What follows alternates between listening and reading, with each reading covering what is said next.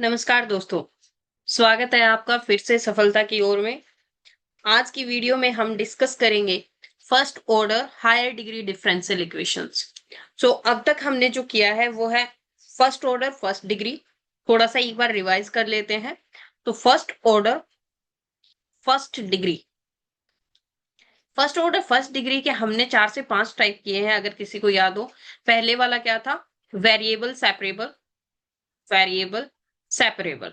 Second जो method होता है वो होता है होमोजीनियस, होमोजीनियस डिफरेंशियल इक्वेशन।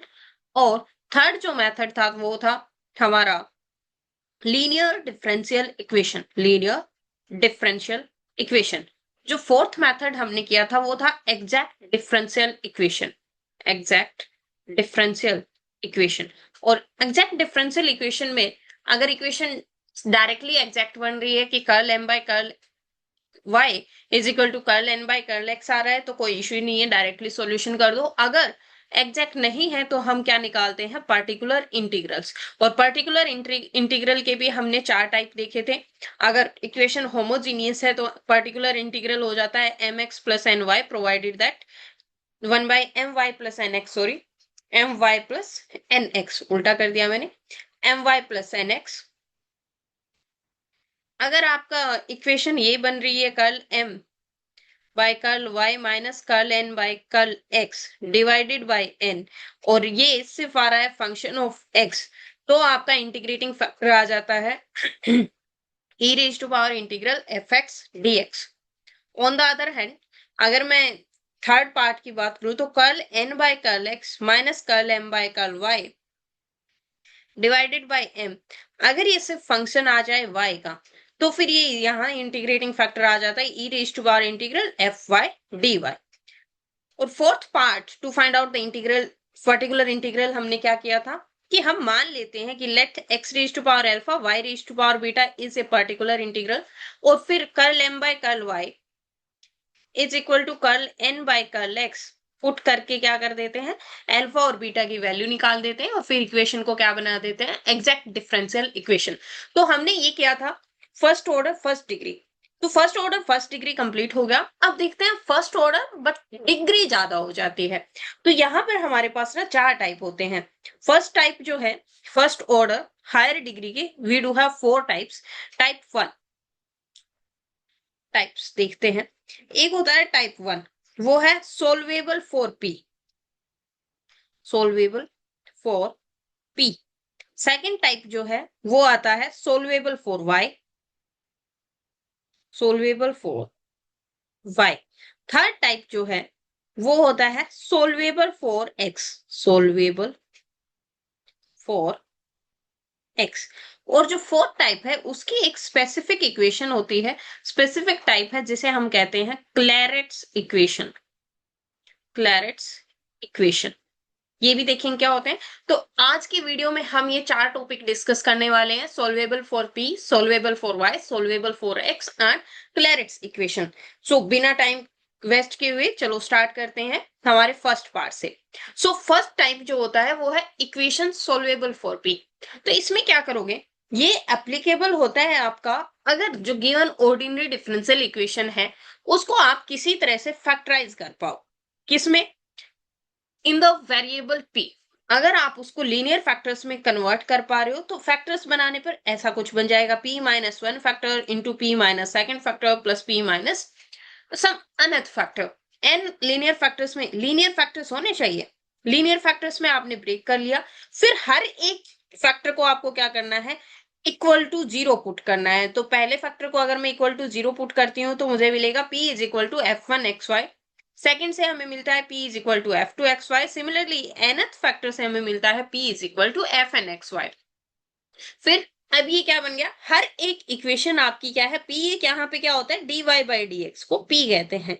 तो dy by dx is equal to some function of x and y। ये क्या हो गया? First order first degree differential equation, first order first degree, first degree. इसको कैसे सोल्व करेंगे? जैसे हमने अब तक के 4 से 5 पार्ट किए हैं, मैंने स्टार्टिंग में इसी वजह से आते ही इसको रिवाइज करवाया था। तो कोई भी एक मेथड जो एप्लीकेबल होगा वो इस पे अप्लाई करके हम सोल्व कर लेंगे। इसी टाइप से सभी फैक्टर्स को अलग अलग सोल्व करेंगे। सोल्व करने पर एक फैक्टर से जो सॉल्यूशन आएगा उसको कहेंगे phi1 xy, और कांस्टेंट ऑफ इंटीग्रेशन आता है तो साथ में c इज इक्वल टू 0। दूसरा सॉल्यूशन आएगा उसको phi2 कह देंगे, तीसरा सॉल्यूशन आएगा phi3, nth सॉल्यूशन आएगा वो phi n हो जाएगा, और जो कंबाइन सॉल्यूशन होता है of the ordinary differential equation वो क्या होगा, इन सब का प्रोडक्ट इक्वल टू 0। एक चीज आपको यहाँ पे याद रखनी है, जो कांस्टेंट ऑफ इंटीग्रेशन आप यूज करोगे वो सभी फैक्टर्स में सेम रखना है। क्यों? क्योंकि आपकी जो डिफरेंशियल इक्वेशन है वो फर्स्ट ऑर्डर की है, और कोई भी डिफरेंशियल इक्वेशन में उसके ऑर्डर से ज्यादा आर्बिट्रेरी कांस्टेंट्स नहीं हो सकते। तो हमें ये कांस्टेंट सेम रखना है, ये नहीं करना कि पहले में आप C1 कर रहे हो, दूसरे में C2 कर रहे हो, फिर Cn कर रहे हो। नो, सब में C। ओके, चलो अब इसको देखते हैं एक एग्जाम्पल से कि करना क्या है। चलिए, सो फर्स्ट एग्जाम्पल जो आपके सामने स्क्रीन पर है वो है इस टाइप से, solve the differential equation p square plus x plus y p plus x y is equal to 0। देखो अब तक हमने सिर्फ यही डिफरेंस, अभी तक यही सीखा है कि सोल्वेबल फॉर p कैसे करते हैं। तो थोड़ा सा बताओ फर्स्ट स्टेप क्या था, हमें इसको लीनियर फैक्टर्स में ब्रेक करना है। चलो देखते हैं कर सकते हैं या नहीं कर सकते।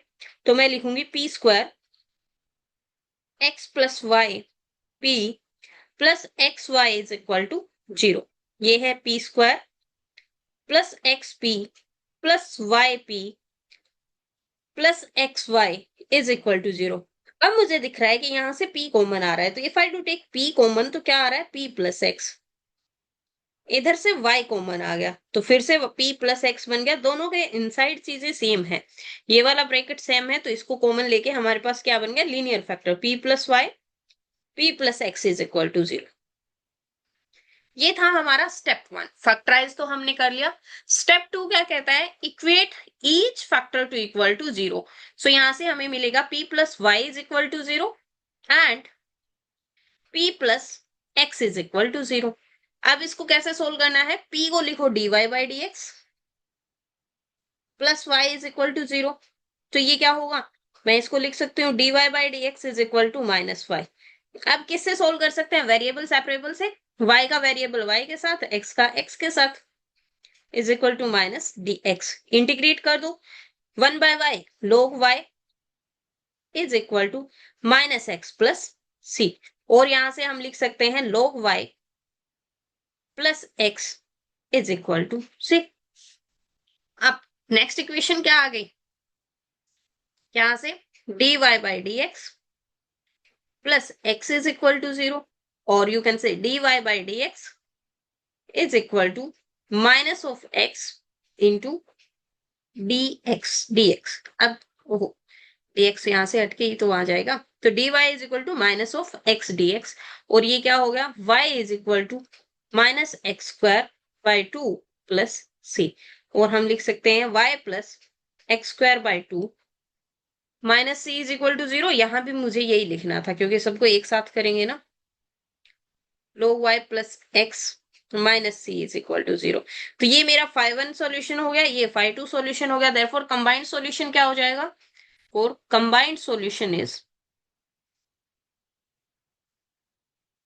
कंबाइंड सॉल्यूशन इज, दोनों का प्रोडक्ट इक्वल टू 0। तो पहला क्या है, log y plus x minus c into y plus x square by 2 minus c is equal to 0. So this is the complete solution of differential equation 1. I hope समझ आया होगा। फिर से एक बार मैं स्टेप्स रिपीट कर देती हूँ, क्या करना है, अगर इक्वेशन सोल्वेबल फॉर p है, कैसे पता चलेगा सोल्वेबल फॉर p है या नहीं, अगर उसके आप p में लीनियर फैक्टर बना पा रहे हो तो इक्वेशन सोल्वेबल फॉर p होगी। तो मुझे यहाँ पे देखने के पे मिला कि मैं p में इसके लीनियर फैक्टर्स बना पा रही हूँ, तो मैंने इसके p में लीनियर फैक्टर्स बना लिए। फिर इंडिविजुअली हर एक फैक्टर को आपको इक्वल टू 0 पुट करना है। मैंने पहले फैक्टर को इक्वल टू 0 पुट करके सोल्व कर लिया। जैसे ही आप एक फैक्टर को इक्वल टू 0 पुट करोगे, आपके पास फर्स्ट ऑर्डर फर्स्ट डिग्री की डिफरेंशियल इक्वेशन आ जाती है। ये फर्स्ट ऑर्डर फर्स्ट डिग्री है ना, सिमिलरली यहां से हमारे पास क्या आती है, फर्स्ट ऑर्डर फर्स्ट डिग्री की डिफरेंशियल इक्वेशन। फिर इसको सोल्व कर लेंगे तो वेरिएबल सेपरेबल लगाया है हमने दोनों जगह, और हमें दो सेपरेट सॉल्यूशन मिल गए। कंबाइंड सॉल्यूशन क्या होगा, दोनों सॉल्यूशंस का product equal to 0। So this is the formula that we use for equation solvable for p. अब देखते हैं नेक्स्ट क्वेश्चन। सो नेक्स्ट हमारे पास जो मेथड है वो है इक्वेशन सोल्वेबल फॉर y। इसका कैसे पता चलेगा? तो यहां क्या होता है, अगर आपकी इक्वेशन इस टाइप से है y is equal to f of x p, that means equation में y सिर्फ एक बार हो, बाकी सारे के सारी टर्म्स क्या है, x और p इंक्लूड करें, तो y सिर्फ एक बार आएगा, तो वो होती है इक्वेशन सोल्वेबल फॉर y। लिख लो y only once in entire equation. अगर एक ही बार आता है तो आप उसको इक्वेशन सोल्वेबल फॉर y में कन्वर्ट कर सकते हो। स्टेप क्या रहते हैं, y को एक साइड रखो, बाकी सारी टर्म्स को दूसरी साइड ले जाओ, और उसके बाद डिफ्रेंशिएट कर दो विद रिस्पेक्ट टू x। जैसे ही आप with respect to x differentiate करोगे, dy बाई dx आएगा और कहीं dp बाई dx भी आ जाएगा। dy बाई dx जहां भी आए उसको फिर से p कर देना है, और बाकी सब इक्वेशन अब क्या बन जाएगी, एक डिफरेंशियल इक्वेशन बन जाएगी जो p और x में होगी, dp बाई dx और p में। और इसके बाद इस डिफरेंशियल इक्वेशन को सोल्व कर लेंगे, और सोल्व करने के बाद यहां से हम p की इक्वेशन वैल्यू निकालेंगे, तो उस p की वैल्यू को वापस हम यहाँ पुट कर देते हैं और अपने पास क्या आ जाता है, सॉल्यूशन। अल्टीमेटली डिफरेंशियल इक्वेशन का सॉल्यूशन यही तो होता है कि हमें वहां से dy बाई dx हटाना होता है, दैट मीन्स शॉर्ट में हमें p हटाना होता है। चलो थोड़ा सा समझते हैं कि इसको कैसे करना है। समझना आसान होता है थ्रू एग्जाम्पल ओनली। ये एग्जाम्पल है हमारे पास स्क्रीन पे, जिसको हम सोल्व करेंगे। y equation solvable for y, तो देख के पता चल रहा है क्या? एक तो ये वाला है, आप इसको कर तो सकते थे उससे भी, किससे, जो मैंने पहले किया है इक्वेशन सोल्वेबल फॉर p। क्या ये बन पा रहा है सोल्वेबल फॉर p में? तो देखना पड़ेगा थोड़ा। अगर मैं x p square minus two y p को एक बार वाई पी और फिर से वाई पी करूं, तो पहले वाले से p common x minus y, हाँ हो जाएगा उससे भी। बट मुझे यहाँ पे आपको दिखाना है कि कैसे हम इसको सोल्व करेंगे इक्वेशन सोल्वेबल फॉर y से। तो देखो y सिर्फ एक बार है, बाकी सारी चीजें या तो p है या x है ना। x दो बार है, p तो p स्क्वायर भी है, p भी है। तो अब मैं क्या करूंगी, सिर्फ y को एक साइड रखेंगे, सो उसके लिए 2yp वाली टर्म एक side and rest of the terms on the other side, तो x p square plus x, और y इधर रखेंगे तो ये हो जाएगा x p square plus x by 2p। अलग अलग भी कर ही लेते हैं, क्योंकि ये हो जाएगा 1/2 एक्स बाय 2p। क्या रहने देते हो, डिफ्रेंशिएट करेंगे तब देख ली, क्या कर ले, कर ही लेते हैं, थोड़ा इजी हो जाता है differentiation. X p by 2 plus x by 2p is equal to y। अब मुझे इसको क्या करना है, differentiate with respect to y, तो differentiating say this is 1 this is 2, differentiating 2 with respect to x, क्या बनेगा, ये हो जाएगा dy बाई dx। यहाँ क्या होगा 1/2 अलग से, x का डिफ्रेंशिएशन एक बार 1 plus p as it is, और फिर x as it is dp by dx, plus similarly यहाँ पे 1/2 बाहर, x के डिफ्रेंशिएशन से 1/p आ जाएगा, प्लस दूसरी चीज से क्या आएगा अपने पास, p का differentiation with respect to x करेंगे तो क्या होगा, माइनस एक्स तो एज इट इज, क्यों माइनस, क्योंकि 1/p स्क्वायर होता है, 1/p का माइनस ऑफ 1/p स्क्वायर। अब इसको सोल्व करते हैं तो हमारे पास आएगा इधर dy बाई dx को p, ये p है, ये p/2 हो गया, plus x/2 dp by dx, ये dp बाई dx यहाँ भी आना था, वो मैंने लिखा नहीं क्योंकि p के साथ डिफ्रेंशिएशन करेंगे तो साथ में dp बाई dx भी आया था, ठीक है, plus 1/2p minus 1/2 x p square dp by dx। अब हम कोशिश करेंगे dp बाई dx की टर्म एक साथ हो जाए, बाकी सब टर्म्स एक साथ हो जाए। ये p है, ये p/2 है, तो इधर क्या हो जाएगा p/2 ओनली, माइनस ये टर्म हो गई, ये हो गई, और ये भी एक साथ कर लो 1/2p, और राइट हैंड साइड पे अपने पास क्या बन रहा है, x minus x p square 1/2 बाहर dp बाय dx। तो इधर भी मेरा 1/2 आ रहा है कॉमन, यहाँ भी 1/2, वो तो मैं कैंसिल कर दूंगी। और अब क्या ले लेंगे, एलसीएम। दिस साइड हमारे पास है p स्क्वायर माइनस 1/p, और यहाँ अगर मैं x कॉमन ले लूं और पी स्क्वायर एलसीएम ले लूं तो x इंटू पी स्क्वायर और p square minus one d p by d x. अब यहां से क्या बनेगा, अगर मैं इसको कैंसिल कर देने का मतलब है कि either this is equal to zero और remaining term is equal to zero. तो one by p is equal to x p square into d p by d x. अब क्या है, x और p में आपकी इक्वेशन आ गई। क्या आप इसको वेरिएबल सेपरेबल से सोल्व कर सकते हैं? डेफिनेटली।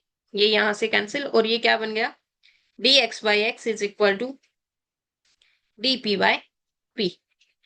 इंटीग्रेट करो, log x is equal to log p plus log c कर दें। अगर सारी टर्म्स log में है तो इसको भी log c कर देंगे तो x is equal to p c, और आप कह सकते हो p is equal to x by C.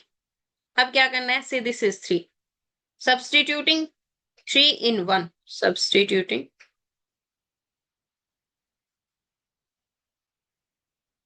p is equal to xc in 1।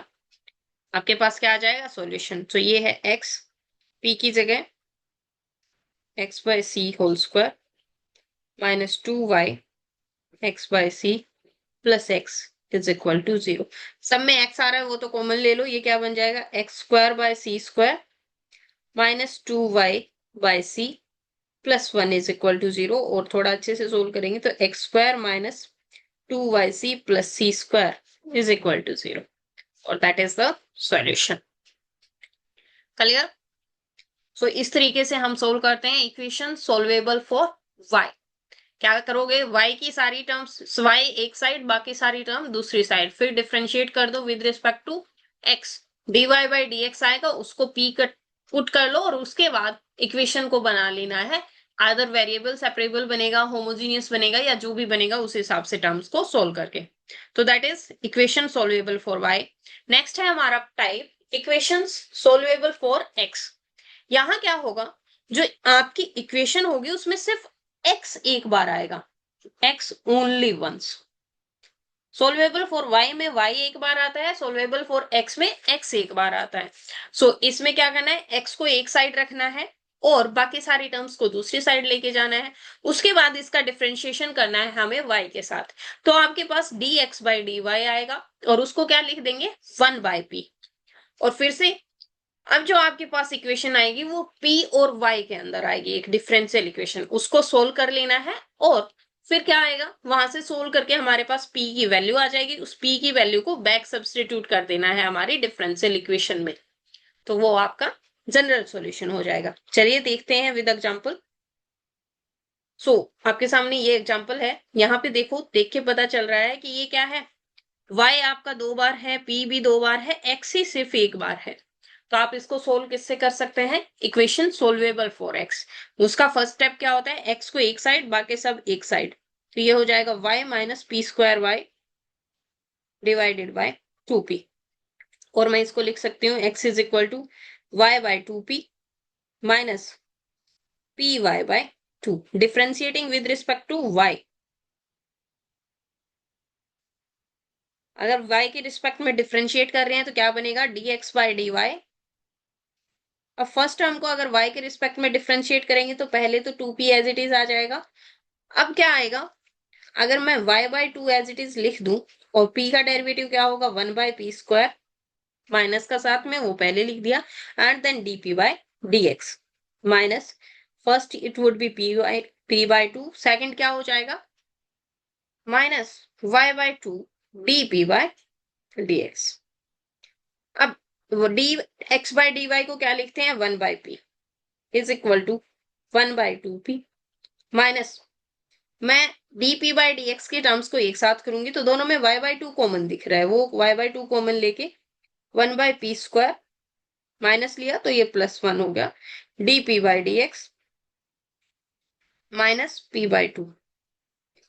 अब इन सबको एक साथ करते हैं, ये इधर 1 by P minus 1 by 2p, क्या बचेगा, 1 by 2p minus p by two is equal to minus of y by to.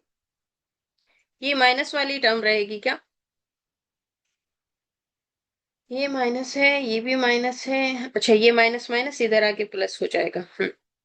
और ये क्या होगा, minus y by two 1/p² plus 1 dp by dx। यहां से अगर मैं 1/2 कॉमन लेके कैंसिल कर दूं और एलसीएम लेती हूँ p, तो ये क्या है 1 + p² is equal to minus 1 + p²। Same पीछे वाले लाइंस पे है, वहां x हो रहा था, यहाँ वहां y था, यहाँ x है dp बाय dx। तो इससे ये कैंसिल हो गया, ये p है तो ये हो गया, और अब ये क्या बन रहा है, ये x नहीं है भाई, y है, y, क्योंकि आप डिफरेंशिएट कर रहे थे with respect to y, sorry, ये x बहुत कॉमन यूज करते हैं तो x ही लिखा गया, but we have differentiated with respect to y, तो ये भी y, ये भी y, y, y and y। अब क्या बन जाएगा, this is 1 is equal to minus y by p dp by dy। Variable separate करो, dy by y is equal to minus dp by p। Integrate करेंगे तो क्या बनेगा, log y minus log c log p plus log c, और I can write y is equal to log y plus log p is equal to log c। अगर एक साथ करें तो ये हो जाएगा yp is equal to c, but हमें तो यहां से क्या चाहिए होता है, p की वैल्यू, तो p is equal to c by y। Say this is 1, this is 2, so substituting 2 in equation 1, क्या बन जाएगा, p की वैल्यू पुट करनी है c by y whole square into y plus 2c/y into x is equal to y। So ये क्या बनेगा, c² by y plus 2cx/y is equal to y। y LCM ले लो, c² plus 2cx is equal to y²। So that is the solution. Same same ही है, solvable for x और solvable for y में कोई ज्यादा different चीजें है नहीं। सोल्वेबल फॉर x में y के रिस्पेक्ट में डिफरेंशिएशन करते हैं, और सोल्वेबल फॉर y में x के रिस्पेक्ट में डिफरेंशिएशन करते हैं। उसके बाद तो सिमिलर स्टेप्स हैं। सो that was the third part. The last part of the first order higher degree equation is Clairaut's equation. Clairaut's equation एक स्पेशल टाइप होती है आपकी सोल्वेबल फॉर y का ही, बट इसमें क्या है, आपकी जो डिफरेंशियल इक्वेशन है वो इस टाइप की होती है, y इज इक्वल टू सिर्फ p x होगा plus f of p, function बाकी सारी टर्म्स क्या होंगी, p की टर्म्स होंगी। तो आप इसको सोल्वेबल फॉर y से भी सोल्व कर सकते हैं, सोल्वेबल फॉर x से भी सोल्व कर सकते हैं। तो अगर मैं इसको सोल्वेबल फॉर y से सोल्व करना चाहूं तो क्या आप बता सकते हो कैसे होगा, गिवन इक्वेशन हमारे पास है y is equal to p x plus f of p, कोई ना कोई फंक्शन ही है। तो क्या करते हैं हम, differentiation with respect to x, यहां से क्या हो जाएगा, dy by d x is equal to, एक बार ये p हो जाएगा प्लस दूसरी time x into d p by d x plus f dash p into d p by d x, ऐसा ही आएगा। अब क्या करते हैं, d y by d x को p पुट कर दो, p is equal to p plus x D p by d x plus f dash p d p by d x. यहां से ये कैंसिल, और अपने पास सिर्फ क्या बचता है, x plus f dash p d p by d x is equal to 0। So यहां से क्या है, एक फैक्टर इंटू अनदर फैक्टर, दो का product equal to 0। So either this would be equal to 0 और दिस इज इक्वल टू 0। यहां से अगर हम इक्वल टू 0 पुट करते हैं तो हमें क्या मिलता है, सिंगुलर सॉल्यूशन, जनरल सॉल्यूशन नहीं मिलता। सिंगुलर सॉल्यूशन कैसे, क्योंकि यहां से डायरेक्टली आपके पास क्या आ जाएगी, पी की टर्म आ जाएगी, बट कोई भी आपके पास कांस्टेंट ऑफ इंटीग्रेशन नहीं आएगा। जब तक साथ में कांस्टेंट ऑफ इंटीग्रेशन ना हो उसे हम क्या कहते हैं, जनरल सॉल्यूशन नहीं, स्पेसिफिक सॉल्यूशन, और स्पेसिफिक सॉल्यूशन को सिंगुलर सॉल्यूशन क्या कहते हैं। बट यहां से अगर मैं इस टर्म को इक्वल टू 0 पुट करती हूँ, dp by d x is equal to 0, तो यहां से क्या मिलता है, dp equal to 0, and this implies अगर मैं इंटीग्रेट करती हूँ तो p is equal to some constant c। तो p is equal to c आप कहां पुट करोगे, इधर, और देयरफॉर सॉल्यूशन क्या बन जाता है, y is equal to pc plus f of c। Note pc, हम सब सब्स्टिट्यूट y की p की वैल्यू पुट करेंगे ना, तो xc और cx plus f of c। So ये हमारा होता है क्लैरेट्स इक्वेशन का सॉल्यूशन। बहुत इजी होता है। क्या, पी की जगह सिर्फ आपको क्या पुट करना है, सी पुट कर देना होता है, और जो टर्म जिसमें हमारा डीपी बाई डीएक्स नहीं होता वो हमें देती है सिंगुलर सॉल्यूशन। दिखाऊंगी मैं आपको एग्जाम्पल के थ्रू कि इसको सिंगुलर क्यों कह रहे हैं। चलिए फिर देख लेते हैं एक एग्जाम्पल भी इसी के ऊपर। सो ये रहा एग्जाम्पल आपके पास। सो क्या ये क्लैरेट्स फॉर्म में इक्वेशन है? चलो देखते हैं। y इज इक्वल टू, अगर मैं इसको खोलूं तो ये बन जाएगा p x minus a p minus p square. अब देखो, सिर्फ y is equal to, Clairaut's equation क्या होती है, y is equal to p x plus f of p. आपके पास y होना चाहिए, px होना चाहिए, और बाकी सारी की सारी टर्म्स क्या है, p की होनी चाहिए। तो हमारे पास y भी है, px भी है, और सारी रेस्ट ऑफ द टर्म्स क्या है, फंक्शन ऑफ p। तो ये क्लैरेट्स इक्वेशन है, इतना तो क्लियर हो गया। कैसे सोल्व करते हैं, differentiate with respect to y, x differentiating with respect to x, क्या मिलेगा, dy by dx is equal to, once it would be p, second time it would be x into dp by dx minus a dp by dx minus 2p dp by dx, right. और यहां से क्या आ रहा है, इसको मैं p करूं तो ये भी p plus dp by dx common ले लो, x minus a minus 2p into dp by dx। सो यहां से हमारे पास 4, जनरल सॉल्यूशन हमें क्या करना होगा, dp by dx is equal to 0, और this implies p is equal to क्या हो जाता है, c। So therefore general solution is, general solution is, क्या करते हैं, p is equal to c को इक्वेशन 1 में सब्स्टिट्यूट करेंगे तो y is equal to x minus a into c minus c square. ये तो जनरल सॉल्यूशन आ गया। अब मैं बताती हूँ सेकंड वाला पार्ट जो हमारा ये बन रहा है। अगेन गिवन है x minus a minus 2p is equal to 0।